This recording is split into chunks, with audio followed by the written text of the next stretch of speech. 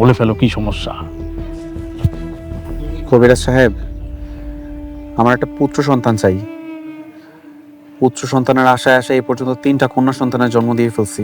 হ্যাঁ, আর বলতে হবে না, আমি তদবির করে দেখি। কাছের বোতল আনছো? কাছের বোতল? কাছের বোতল দিয়ে কি হবে? একটা কাছের বোতল লাগবে, স্বচ্ছ কাছের বোতল। সামনে একটা বাজার আছে, বাজারে গিয়ে স্বচ্ছ সুন্দর পরিষ্কার দেখে একটা কাছের বোতল নিয়ে আসো। আমি গাছ গাছালির পাকলা দিয়ে ওষুধ বানায়া সেই রস আমি বোতলে ঢালবো। চাও? ঠিক আছে, এইখানে চুপচাপ বসে থাকবি যতক্ষণ পর্যন্ত আমি না আসি।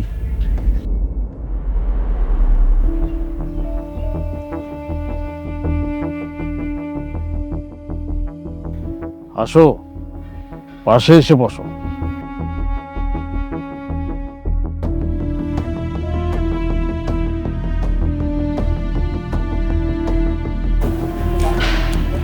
আমি তোমারে একটা গোপন কথা বলবো, সেই কথা কাউরে বলা যাবে না। কি কথা? আমার কথা দাও, তুমি কাউরে বলবা না। সমস্যাটা আসলে তোমার মধ্যে না, সমস্যাটা হইল গিয়া তোমার স্বামীর মধ্যে। তো আমার কাছে একটা উপায় আছে, সেই উপায়ে তোমাদের পুত্র সন্তান হবে। কি উপায়?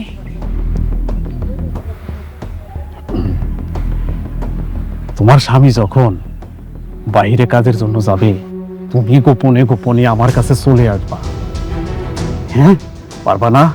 তখন আমি তোমাকে একটা পুত্র সন্তান দিব। পারবা না? বুঝো এই ব্যাপারটা? তখন তোমার স্বামীও খুশি, আমিও খুশি, তুমিও খুশি, তোমার পরিবারের সবাই খুশি। কি পারবা না? হ্যাঁ, ছোট লোকটা।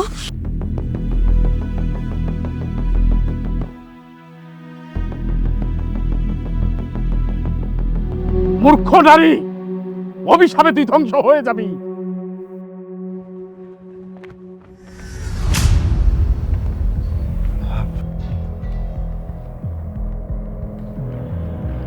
কবিরাজ সাহেব, আমার বউ কই? চলে গেছে। কি? আমি তারে বললাম গাছ গাছালির পাকল দিয়ে আমি ওষুধ বানাই দিব, সেটা খেলে তোমাদের পুত্র সন্তান হবে। সে আমার দামাক দেখায় চলে গেছে।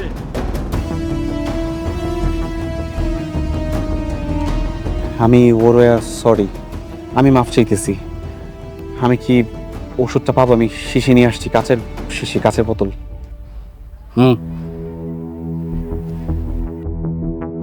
আজকে বাসায় যাই, তারপর তোর আমি বুঝাই দিছি।